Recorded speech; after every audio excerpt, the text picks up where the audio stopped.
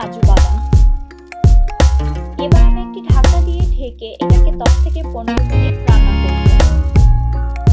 টমেটোটা সিদ্ধ হয়ে গিয়েছে এবং পানিটাও কিছুটা শুকিয়ে এসেছে। এবার আমি একটি ব্লেন্ডারে এটাকে ভালোভাবে ব্লেন্ড করে নিব।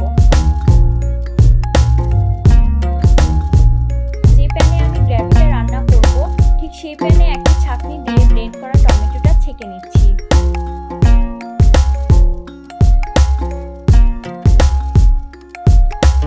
গ্রেভিটা ফুটে উঠলে আমি এখানে দিয়ে দিচ্ছি 2 টেবিল চামচ বাটার।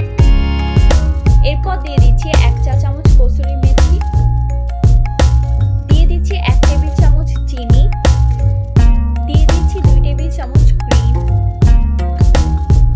সবকিছু আরেকবার নেড়ে চেড়ে নিচ্ছি। এরপর আমি গ্রেভিতে চিকেন টিক্কাগুলো দিয়ে দিব। গ্রেভিটাকে একটু ঘন করার জন্য আমি একটি ঢাকনা দিয়ে গ্রেভিটা ঢেকে দিব এবং লো হিটে 10 মিনিটের জন্য এটাকে রেখে দিব। তৈরি করে ফেললাম মজাদার বাটার চিকেন। এটাকে সার্ভ করার জন্য এখন উপর দিয়ে ক্রিম দিয়ে দিচ্ছি। বাটার চিকেনকে আপনারা পোলাও, পরোটা অথবা রুটির সাথে সার্ভ করতে।